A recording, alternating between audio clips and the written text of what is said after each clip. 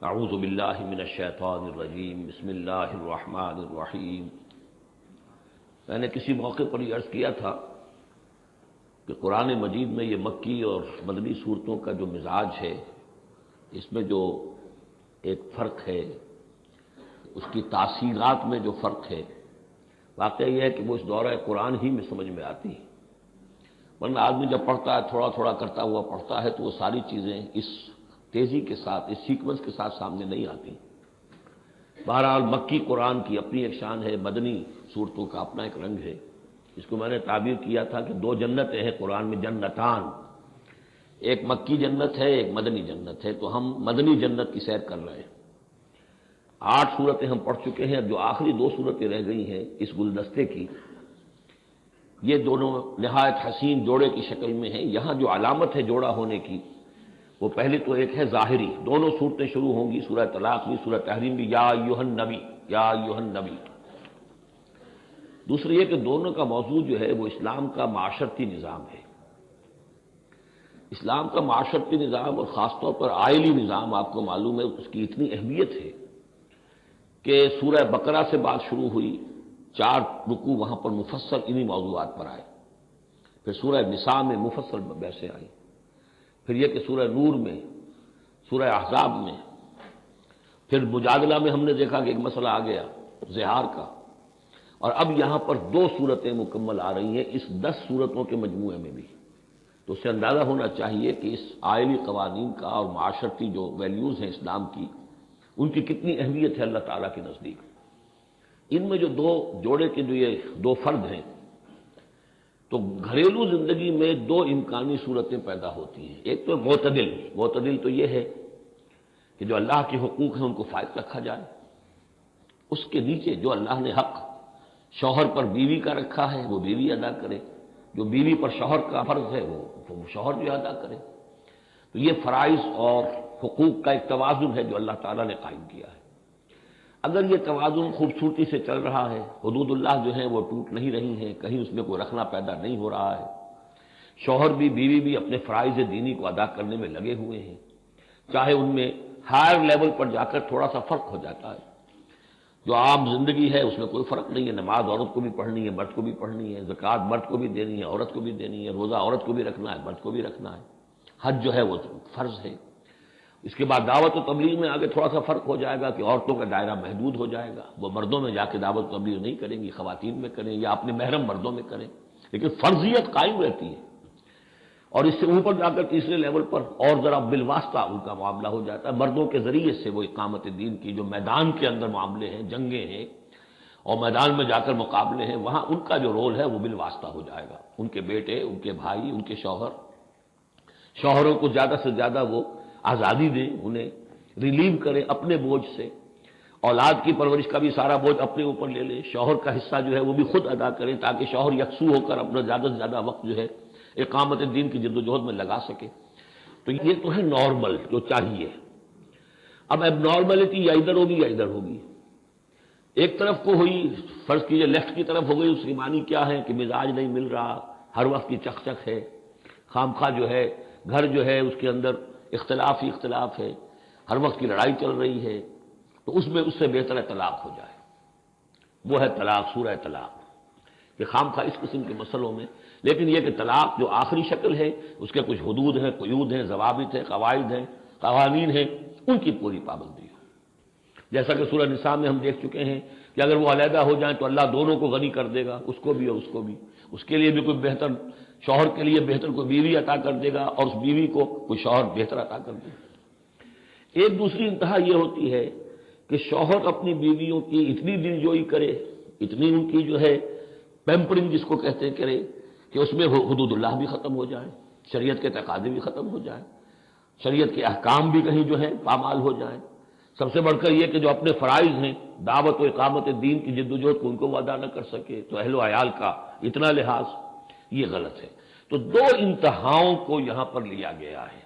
پہلی انتہا میں بھی بات کی گئی ہے حضور سے، دوسری میں بھی، اگرچہ پہلے کا سوال حضور کے لیے ہے ہی نہیں، حضور نے نہ کوئی طلاق دی نہ آپ کو طلاق دینے کی اجازت تھی، اس لیے کہ آپ کی ازواج مطہرات جو ہیں وہ تو امت کے لیے ماؤں کی حیثیت سے ہیں، اور سورہ احزاب میں ہم پڑھ چکے ہیں کہ وہ کسی اور سے بعد میں نکاح نہیں کر سکتی تھی، تو طلاق دینے کا سوال نہیں، اسی لیے آپ کو 4 کی وہ حد ہے، لمٹ ہے، اس سے بھی آگے بڑھ کر مزید نکاح کرنے کی اجازت دی گئی تھی۔ بہرحال یہ رب دیکھ لیجئے گا۔ اب آ کے ہم چلتے ہیں، وقت کی کمی کے پیش نظر زیادہ تمہید میں وقت نہیں لینا چاہتا۔ ان صورتوں پر میرے بڑے مفصل دروس موجود ہیں، وہ آپ دیکھ سکتے ہیں۔ یا ایھا النبی اذا طلقتم النساء فطلقوہن لعدتہن، اے نبی جب آپ لوگ نکاح اور اپنی عورتوں کو طلاق دیں۔ اب دیکھیے یا ایھا النبی واحد، طلقتم النساء فوراً جمع کا صیغہ، اس لیے کہ حضور سے تو یہ متعلق ہی نہیں ہے۔ مسلمانوں کے نمائندے کی حیثیت سے اور معلم کی حیثیت سے اور ہادی کی حیثیت سے خطاب کیا گیا، اصل میں مسلمانوں سے ہے کہ جب تم طلاق دو اپنی بیویوں کو فطلقوہن لعدتہن، تو ان کی عدت کے حساب سے طلاق دو۔ عدت جو ہے وہ ایک تو یہ کہ طہر میں طلاق دی جائے، حیض کی حالت میں نہ ہو، اور پھر یہ ہے کہ اگر دینی ہی ہے تو پھر اس کے بعد بھی جو طلاق دی جائے وہ بھی پھر طہر کی حالت میں دی جائے۔ اس طریقے سے جو بھی قوانین ہیں، وہ احصل العدہ، عدت کا پورا لحاظ رکھو۔ وہ عدت اس طریقے سے بھی ہے کہ مطلقہ جو ہے جو عدت اس کی ہوگی اس کے اندر وہ کوئی اور شادی نہیں کر سکتی، البتہ عدت پوری کرنے کے بعد وہ آزاد ہوگی۔ عدت اس اعتبار سے بھی ہے کہ اگر طلاق رجعی ہے تو وہ اسی عدت کے اندر شوہر واپس اپنی بیوی کو لوٹا سکتا ہے، اور اگر وہ 1 یا 2 طلاقیں تھی، طلاق بائن ہو گئی ہے، ان کے درمیان سیپریشن ہو چکی ہے، تب بھی وہ بغیر کسی اور حلالے وغیرہ جس کو ہمارے ہاں کہتے ہیں کہ عورت کے لیے ضروری نہیں ہے کہ وہ کسی اور سے نکاح کرے پھر وہ طلاق دے تو سابق شوہر سے اس کا نکاح ہو، بلکہ یہ کہ وہ دوبارہ نکاح کر سکتے ہیں اگر صرف 2 طلاقوں کے بعد عدت ختم ہوئی تھی۔ تو یہ تمام قواعد و ضوابط ہیں۔ واتقوا اللہ ربکم، اور اللہ کا تقوی اختیار کرو جو تمہارا رب ہے۔ لا تخرجوہن من بیوتہن، انہیں مت نکال باہر کرو ان کے گھروں سے کہ بس غصے میں آئے ہوئے ابھی طلاق بھی نکل جاؤ میرے گھر سے، یہ نہیں، یہ قطعا غلط بات ہے۔ اس کی عدت ہے اور اس عدت کے اندر وہ تمہارے ہاں رہ سکتی ہے، تمہیں رکھنا ہے اسے اپنے ہاں۔ ولا یخرجن، وہ خود بھی نہ نکلے، الا ان یاتین بفاحشۃ مبینہ، البتہ اگر کوئی کھلی بے حیائی کی بات ہوئی ہے، کوئی بدکاری کی ہے عورت نے، وہ معاملہ اور ہو سکتا ہے کہ اس میں کوئی سختی کی جائے، عام حالات میں نہیں۔ وتلک حدود اللہ، یہ اللہ کے حدود ہیں۔ ومن یتعد حدود اللہ، اور جو اللہ کی حدود سے تجاوز کرے گا فقد ظلم نفسہ، تو اس نے تو اپنے اوپر بڑا ظلم کیا۔ لا تدری لعل اللہ یحدث بعد ذلک امرا، تمہیں نہیں معلوم کہ شاید اس کے بعد اللہ تعالیٰ کوئی نئی صورت پیدا کر دے۔ غصے میں آ کے 1 طلاق دی، بیوی ابھی عدت کے اندر گھر ہی میں ہے، ہو سکتا ہے کہ وہ غصہ ختم ہو جائے، اسی میں 1 ہی طلاق دی تھی رجوع کر لیا جائے، اللہ تعالیٰ کیا پتہ ہے، اور کوئی حالات ایسے پیدا ہو جائیں، نئی صورت پیدا ہو جائے کہ اس سے آگے بات بگڑے ہی نہ۔ فَإِذَا بَلَغْنَ أَجَلَهُنَّ، البتہ جب عدت پوری ہو گئی ان کے جو میعاد ہے، فہم سے اب تمہیں فیصلہ کرنا ہوگا، فَأَمْسِكُوهُنَّ بِمَعْرُوفٍ أَوْ فَارِقُوهُنَّ بِمَعْرُوفٍ، یا تو اب طے کر لو کہ اگر رجوع کرنا ہے تو بس اپنے گھر میں روکو، لیکن بھلے طریقے سے، یہ نہیں کہ انہیں ستانے کے لیے روک لیا جائے، اور فارقوہن، یا پھر ان کو چھوڑ دو، ان سے علیحدگی اختیار کر لو، وہ بھی بالمعروف، بمعروف دستور کے مطابق بھلے طریقے سے۔ وَأَشْهِدُوا ذَوَيْ عَدْلٍ مِّنكُمْ، اور اس رجعت اگر تم رجوع کر رہے ہو تو 2 اپنے گواہوں، 2 اپنوں میں سے جو معتبر لوگ ہوں جن پر اعتماد کیا جا سکتا ہے انہیں گواہ بنا لو کہ میں نے طلاق دی تھی، اب میں اس کو رجوع کر رہا ہوں، تو یہ 2 گواہ اس کے ہیں۔ وَأَقِیمُوا الشَّهَادَةَ لِلَّهِ، اور یہ گواہی قائم کرو اللہ کے لیے۔ ذالکم یوعظ بہ، یہ ہے جو جس کی نصیحت کی جا رہی ہے، من کان یؤمن باللہ والیوم الآخر، اس شخص کو کہ جو ایمان رکھتا ہو اللہ پر اور یوم آخر پر۔ جیسے ہم نے 2 جگہ دیکھا کہ حضور کا اسوہ حسنہ ہے، لیکن کس کے لیے؟ اپنی جگہ تو وہ اسوہ حسنہ کاملہ ہے، لیکن اس سے استفادہ کون کرے گا؟ من کان یرجو اللہ والیوم الآخر وذکر اللہ کثیرا۔ حضرت ابراہیم اور ان کے ساتھیوں کی زندگی میں بھی اسوہ ہے، کس کے لیے؟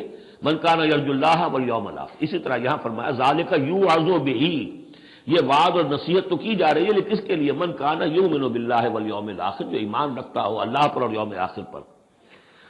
اب اس کے بعد اس سورہ مبارکہ میں یہ بڑا عجیب مقام ہے اس اعتبار سے قرآن کا۔ عجیب کے معنی کیا ہے؟ دل لبھانے والا، حسین۔ یہاں اللہ کے تقوی کا جو مقام اور مرتبہ واضح کیا جا رہا ہے، اللہ کی نگاہ میں اگر واقعتاً حقیقی تقوی ہے، صحیح تقوی ہے، قلب کا تقوی ہے، جیسے کہ حضور فرماتے تھے اپنے دست مبارک سے 3 مرتبہ آپ نے اشارہ کیا اپنے سیرہ مبارک کی طرف، التقوی ہا ہونا، التقوی ہا ہونا، التقوی ہا، تقوی یہاں ہوتا ہے۔ دل میں تقوی ہے تو تقوی ہے، باقی لباس اور وضاقتہ یہ ساری متقیوں کسی بنا لی اور اندر کا معاملہ نہیں ہے تو یہ بہروپ ہے، یہ تقویٰ نہیں ہے۔ لیکن حقیقی تقویٰ ہو تو پھر اس کا کیا مقام ہے؟ اب دیکھیے پہلی بات آ رہی ہے، وَمَن يَتَّقِ اللَّهَ يَجْعَل لَّهُ مَخْرَجًا، جو شخص اللہ کا تقویٰ اختیار کرے گا اللہ اس کے لیے راستہ پیدا کر دے گا، جہاں بالکل نظر نہیں آئے گا کہ کوئی راستہ، اللہ راستہ پیدا کر دے گا۔ بالکل نظر نہیں آ رہا تھا موسیٰ کے ساتھیوں کو کہ اب کیسے بچیں گے، پیچھے لشکر آگے آگے سمندر ہے، اللہ نے راستہ پیدا کیا۔ خود حضرت ابو بکر کا جو حال ہو گیا تھا کہ حضور اگر انہوں نے ذرا بھی دیکھ لیا، نیچے اپنے قدموں کی طرف بھی نگاہ ڈالی تو ہم نظر آ جائیں گے، آپ نے فرمایا لا تحزن ان اللہ معنا، راستہ نکالتا اللہ۔ پھر حضور گئے طائف، لیکن وہاں سے خالی ہاتھ آئے، مدینے میں اللہ نے خود ہی کھڑکی کھول دی، 6 آدمی ایمان لے آئے، آپ گئے ہی نہیں اور وہاں انقلاب بھی آ گیا۔ عظیم، اس اعتبار سے اللہ مخرج پیدا کرتا ہے۔ تم صحیح طریقے پر چلتے رہو، تقویٰ اختیار کرو، صحیح راستے پر جد و جہد کرو، یہ کام اللہ پر چھوڑو۔ کب اسے منظور ہے اس کا کامیاب ہونا؟ جب ہوگا وہ راستہ ایسا کھول دے گا کہ تمہیں گمان بھی نہیں ہوگا۔ وَيَرْزُقْهُ مِنْ حَيْثُ لَا يَحْتَسِبُ، اور اسے رزق دے گا وہاں سے جہاں سے اسے گمان بھی نہیں ہوگا۔ اقامت دین کی جد و جہد ہو، غلبہ دین کی جد و جہد ہو، اپنے آپ کو ان صلاتی و نسکی و محیایا و مماتی اس کا فیصلہ کرنا ہو، تو سب سے بڑی رکاوٹ آتی کھائیں گے کیا؟ تو اللہ تو کہتا ہے راضی میں ہوں، ہے ایمان اور یقین اس پر، کر کے دیکھو تو صحیح، اس پر اعتماد تو کرو۔ لیکن یہ کہ اس پر اعتماد کرنا، توکل، بڑی مشکل بات ہے۔ وہ تو جتنا ایمان ہوگا اتنا ہی اعتماد ہوگا، اور گہرا ایمان ہوگا گہرا اعتماد ہوگا۔ وَمَن يَتَّقِ اللَّهَ يَجْعَل لَّهُ مَخْرَجًا وَيَرْزُقْهُ مِنْ حَيْثُ لَا يَحْتَسِبُ وَمَن يَتَوَكَّلْ عَلَى اللَّهِ فَهُوَ حَسْبُهُ۔ یہ تو ابھی تقویٰ والے کی بات ہے کہ وہ وہاں سے رزق دے گا جہاں سے اسے ملے گا بھی نہیں، اور جس نے اللہ پر توکل کر لیا تو وہ اس کے لیے بہت کافی ہو جائے گا۔ توکل کر کے تو دیکھو، حسبہ، وہ اس کے لیے کافی ہے۔ یہاں تک فرمایا ہے حدیث قدسی میں، حدیث میں من کان فی حاجت اخیہ کان اللہ فی حاجتہ، اگر کوئی مسلمان اپنے کسی بھائی کی ضرورت پوری کرنے میں لگ رہا ہے، اپنا وقت صرف کر رہا ہے، اللہ اس کی ضرورت پوری کرنی شروع کر دیتا ہے۔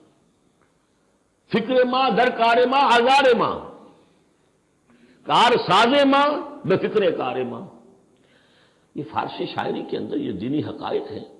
کار ساز ماں بے فکر کار ماں، میرا کارساز میرے کاموں کی فکر کر رہا ہے، میں نے اپنے آپ کو اس کے کام کے لیے لگا دیا۔ وہ دنیا میں بھی ذرا سا بھی کوئی شریف انسان ہوگا، آپ اس کے ہو جائیں وہ آپ کو چھوڑ دے گا پھر کہیں؟ شرافت ہو، مروت ہو اس میں، آپ اللہ کے بن کر تو دیکھیے، پھر وہ کارساز ہے۔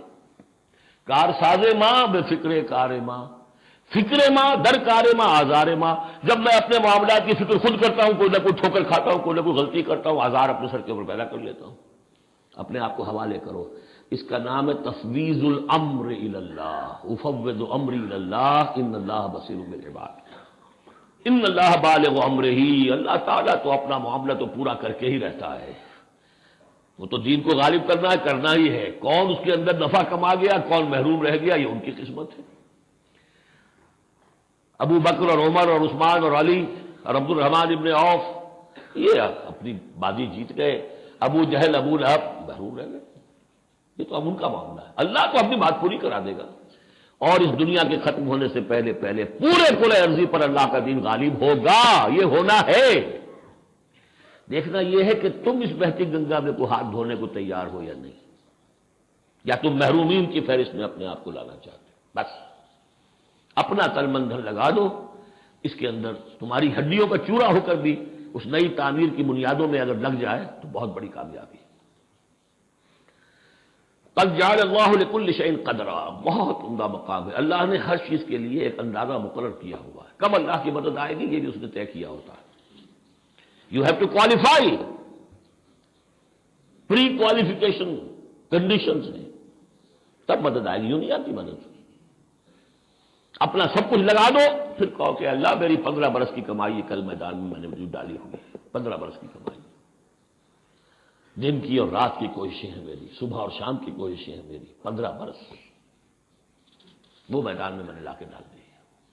تب پکارو اللہ کو، اپنا مال بچا کے رکھنا ہے، اپنی مستقبل کو بھی بچانا ہے، اپنی اولاد کو بھی بچانا ہے، اور اللہ کا دین غالب ہو جائے، کہیں نام لکھا کے کسی جماعت میں شامل ہو کر بڑا تیر مار دیا، گویا کہ اللہ تعالیٰ تو جانتا ہی نہیں کتنی کنٹریبیوشن ہے، کتنا اثار ہے، کتنی قربانی ہے، کتنا وقت ہے، کتنی محنت ہے، اللہ جانتا ہے۔ باقی اس نے ہر چیز کا ایک اندازہ مقرر کیا ہوا ہے۔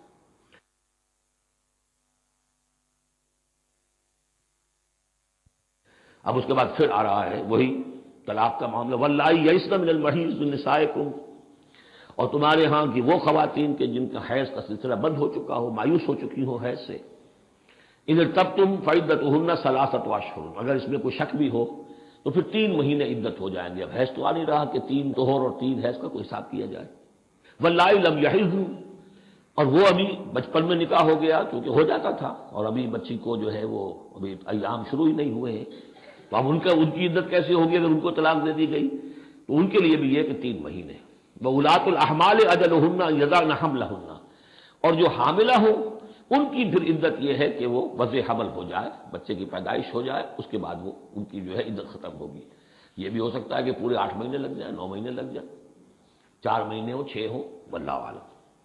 وَمَن يَتَّقِ اللَّهَ، پھر دیکھیے تقویٰ، وَمَن يَتَّقِ اللَّهَ يَجْعَل لَّهُ مِنْ أَمْرِهِ يُسْرًا، جو اللہ کا تقویٰ اختیار کرتا ہے اللہ اس کے کاموں میں آسانی پیدا کر دیتا۔ فَسَنُيَسِّرُهُ لِلْيُسْرَىٰ،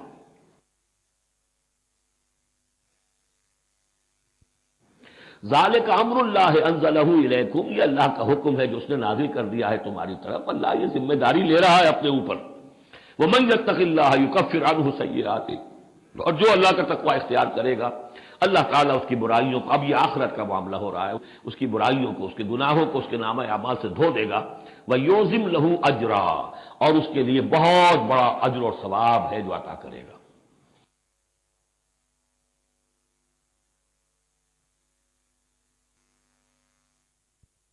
اسکنوہن من حیث سکنتم من وجدکم، اب کسی عورت کو طلاق دی ہے، ایک طلاق دی ہے، عدت میں رکھنا ہے گھر میں، وہ پہلے آ چکا ہے، لیکن گھر میں ایسا نہ ہو کہ کہیں کسی ملازمہ کی کوٹڑی میں ڈال دو اس کو۔ اسکنوہن من حیث سکنتم، وہی رکھو جہاں تم رہتے ہو، من وجدکم، جو بھی تمہاری جو مقدور ہے اس کے مطابق، اسی اسٹیٹس کے ساتھ۔ ولا تضاروہن لتضیقوا علیہن، اور انہیں کوئی تکلیف نہ پہنچاؤ کہ ان پر تنگی کر دو کہ وہ خود ہی جلدی سے روانہ ہو جائیں، گھر چھوڑ کے نکلنے پہ مجبور ہو جائیں۔ وَإِن كُنَّ أُولَاتِ حَمْلٍ، اور اگر وہ حاملہ ہو، فَأَنفِقُوا عَلَيْهِنَّ، تو اب ان کے اوپر خرچ کرو، ان کا دان نفقہ وہ تمہارے ذمے ہے، حَتَّى يَضَعْنَ حَمْلَهُنَّ، یہاں تک کہ پھر وہ واضح حمل سے فارغ ہو جائیں۔ فَإِنْ أَرْضَعْنَ لَكُمْ، پھر اگر وہ تمہارے لیے، تمہارے بچہ تو تمہارا ہے، اس کو اگر دودھ پلاتی ہیں، فَآتُوهُنَّ أُجُورَهُنَّ، تو انہیں ان کا اجر اور ان کا بدلہ عطا کرو۔ وَاعْتَبِرُوا بَيْنَكُمْ بِمَعْرُوفٍ، اور آپس میں مشورہ کر لیا کرو بڑے بھلے طریقے سے۔ اگر طلاق بھی ہو گئی کوئی بات نہیں، انسان تو ہے نا، انسانی سطح پر، اب شوہر بیوی نہیں رہے لیکن انسان تو ہے، انسانی سطح کے اوپر بات کر لی جائے۔ وَاعْتَبِرُوا بَيْنَكُمْ بِمَعْرُوفٍ وَإِن تَعَاشَرْتُمْ، اور اگر کہیں ایسی زدم زدہ ہو جائے کہ بیوی کہے میں تو دودھ نہیں پلاتی، یا کوئی اور مسئلہ ہو، فَسَتُرْضِعُ لَهُ أُخْرَىٰ، تو پھر کوئی اور عورت جو ہے اس کو دودھ پلائے۔ لِيُنْفِقْ ذُو سَعَةٍ مِّن سَعَتِهِ، اب اس تمام معاملے میں جو بھی شوہر ہے وہ خرچ کرے، جو وسعت والا ہے وہ اپنی وسعت کے مطابق خرچ کرے، جو اس کا بھی سطح اللہ نے اسے دی ہے اس کے مطابق۔ وَمَنْ قُدِرَ عَلَيْهِ، اور جس کے اوپر اللہ تعالیٰ نے رزق کی کوئی تنگی رکھی ہے، ناپ تول کر دے رہا ہے، کوئی فراوانی نہیں ہے، فَلْيُنْفِقْ مِمَّا آتَاهُ اللَّهُ، تو وہ خرچ کرے اس میں سے جو اللہ نے اس کو دیا ہے۔ لَا يُكَلِّفُ اللَّهُ نَفْسًا إِلَّا مَا آتَاهَا، اللہ تعالیٰ کسی جان کو ذمہ دار نہیں بنائے گا مگر اسی حد تک جو کچھ کہ اس نے اسے دے رکھا ہے۔ کشادگی دی ہے تو اپنی اس بیوی جو ہے مطلقہ اس کے اوپر تم رکھو، کشادگی رکھو، تنگی ہے تو ٹھیک ہے اس حساب سے دو، اللہ تو جانتا ہے۔ سَيَجْعَلُ اللَّهُ بَعْدَ عُسْرٍ يُسْرًا، یقیناً اللہ تعالیٰ جو ہے اس کے لیے سختی کے بعد آسانی بھی پیدا کر دے گا۔ وَكَأَيٍّ مِّن قَرْيَةٍ أَتَتْ عَنْ أَمْرِ رَبِّهَا، اور کتنی ہی بستیاں ایسی ہیں جنہوں نے اپنے رب کے حکم سے سرکشی کی، وَرُسُلِهِ، اور اپنے رسولوں سے سرتابی کی، ان کا کفر کیا۔ فَحَاسَبْنَاهَا حِسَابًا شَدِيدًا وَعَذَّبْنَاهَا عَذَابًا نُكْرًا، تو ہم نے پھر ان سے محاسبہ کیا، ان کا بہت شدید محاسبہ، اور ہم نے ان پر آفت ڈالی اور عذاب بھیجا ان پر، بہت بڑا عذاب۔ فذاقت وبال امرها، پھر ان بستیوں نے اپنے معاملے کی پوری سزا جو ہے بھگت لی، وکان عاقبت امرها خسرا، اور یقیناً جو ابھی عاقبت والا معاملہ آنے والا ہے، ان کے معاملے کا جو ابھی عاقبت ہے وہ تو پھر بڑے ہی ٹوٹے والا معاملہ ہے۔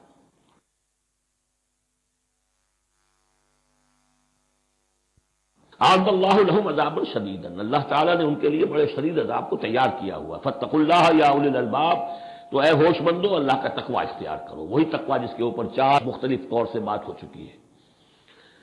الذین آمنوا، اے وہ ہوش مندو جو ایمان بھی لے آئے ہو، اللہ کا تقوی اختیار کرو۔ قد انزل اللہ الیکم ذکرا، اللہ نے تمہاری طرف ذکر نازل کر دیا ہے۔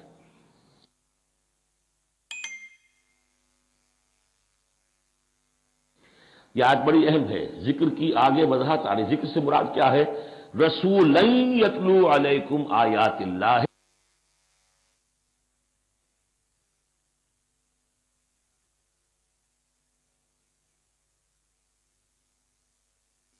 اعد اللہ لہم عذابا شدیدا، اللہ تعالیٰ نے ان کے لیے بڑے شدید عذاب کو تیار کیا ہوا۔ فاتقوا اللہ یا اولی الالباب، تو اے ہوش مندو اللہ کا تقوی اختیار کرو، وہی تقوی جس کے اوپر چار مختلف طور سے بات ہو چکی ہے۔ الذین آمنوا، اے وہ ہوش مندو جو ایمان بھی لے آئے ہو، اللہ کا تقوی اختیار کرو۔ قد انزل اللہ الیکم ذکرا، اللہ نے تمہاری طرف ذکر نازل کر دیا ہے۔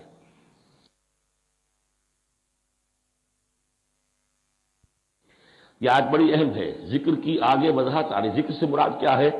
رسولا یتلو علیکم آیات اللہ مبینات لیخرج الذین آمنوا وعملوا الصالحات من الظلمات الی النور، رسول کہ جو پڑھ رہا ہے آیات اللہ کی تم پر، تمہیں سنا رہا ہے، اور وہ آیات بینات ہیں، تاکہ نکالے وہ تمہیں، ان لوگوں کو جو ایمان لائے اور جنہوں نے نیک عمل کیے، اندھیروں سے نور کی طرف۔ تو ذکرا، قد انزلنا الیکم ذکرا، اور ذکرا کی وضاحت رسولا یتلو علیکم آیات اللہ مبینات، یہی بات پھر آگے جا کے سورہ بینہ میں آئے گی، ابھی صرف نوٹ کر لیجئے، پھر جا کر بات پوری واضح وہاں ہوگی۔ ومن یؤمن باللہ ویعمل صالحا یدخلہ جنات تجری من تحتہا الانہار خالدین فیہا ابدا، اور جو کوئی اللہ پر ایمان رکھتا ہے اور نیک عمل کرتا ہے، اور نیک عمل سے مراد ایمان کے جملہ تقاضے ہیں۔ اب نیک عمل جب مکے میں جب تک تھے حضور، نیک عمل کیا تھا؟ ابھی شراب بھی حرام نہیں ہے، جوا بھی حرام نہیں ہے، سود بھی حرام نہیں ہے، پہلے 10 برس نماز 5 گانا بھی نہیں ہے۔ اس وقت نیک عمل کا کیا مطلب ہے؟ اللہ پر ایمان اور اس کی دعوت، اور تکلیف آئے تو استقامت اور جھیلنا۔ نماز آئی تھی، رات کو کھڑے رہا کرو اللہ کے سامنے، اس وقت کا نیک عمل یہ تھا۔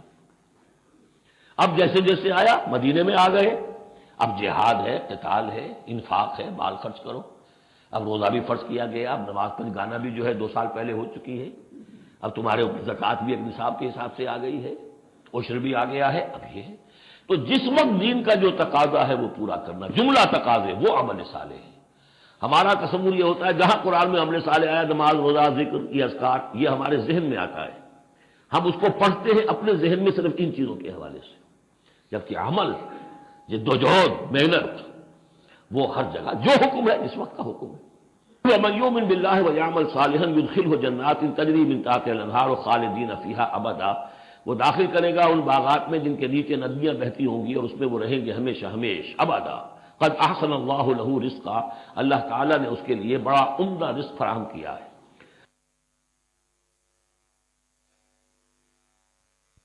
اب ایک آیت آ رہی ہے جو آیات متشابہات میں سے ہے، تاحال اللہ الذی خلق 7 سماوات، ویسے تو یہ کہ 7 آسمانوں کا معاملہ بھی میں بار بار عرض کرتا رہا ہوں کہ ابھی آیات متشابہات میں شمار ہوگا۔ وَمِنَ الْأَرْضِ مِثْلَهُنَّ، اللہ تعالیٰ نے 7 آسمان بنائے ہیں اور زمین میں سے بھی اتنی ہی، ویسی ہی، گویا کہ زمینیں بھی کوئی 7 زمینیں ہیں۔ اب اس پر یہ ہے کہ مختلف مفسرین نے اپنے اپنے اندازے، زمین کے 7 طبقات ہیں یا کچھ اور، لیکن بہرحال ابھی ہم نہیں سمجھ سکیں گے، کوئی 7 زمینیں بھی ہیں، کسی وقت آ کر یہ حقیقت منکشف ہو جائے گی۔ یتنزل الامر بینہن، اور یہ آسمان اور زمین کے درمیان اللہ کا امر نازل ہوتا ہے، جیسے کہ ہم پڑھ رہے ہیں سورہ سجدہ میں، یدبر الامر من السماء الى الارض ثم یعرج الیہ فی یوم کان مقدارہ 1000 سنۃ مما تعدون، یہ 1000 سال کی اللہ تعالیٰ کی ایک پلاننگ ہوتی ہے آسمان سے زمین کی طرف اس کا فیصلہ جو ہے وہ آتا ہے، فرشتے لے کر آتے ہیں، تنفیذ ہوتی ہے، اور پھر یہ کہ وہ امر جو ہے اٹھا لیا جاتا ہے۔ اب اگلے 1000 سال کا دوسرا امر ہے جو اللہ کی طرف سے اگلے دن کا لیے طے ہو چکا ہے۔ لِتَعْلَمُوا أَنَّ اللَّهَ عَلَىٰ كُلِّ شَيْءٍ قَدِيرٌ، تمہیں اس کا یقین رہنا چاہیے کہ اللہ تعالیٰ ہر چیز پر قادر ہے۔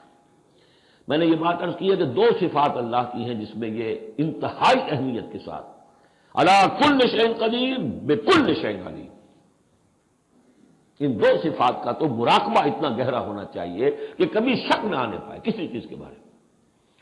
وَأَنَّ اللَّهَ قَدْ أَحَاطَ بِكُلِّ شَيْءٍ عِلْمًا، دیکھیے دوسری بھی آ گئی علم، اور یہ کہ اس نے ہر شے کا اس کے علم کا احاطہ کیا ہوا ہے، نہ اس کی قدرت سے باہر کچھ ہے نہ اس کے علم سے باہر کچھ ہے۔ بارک اللہ لی ولکم فی القرآن العظیم ونفعنی وإیاکم بالآیات والذکر الحکیم۔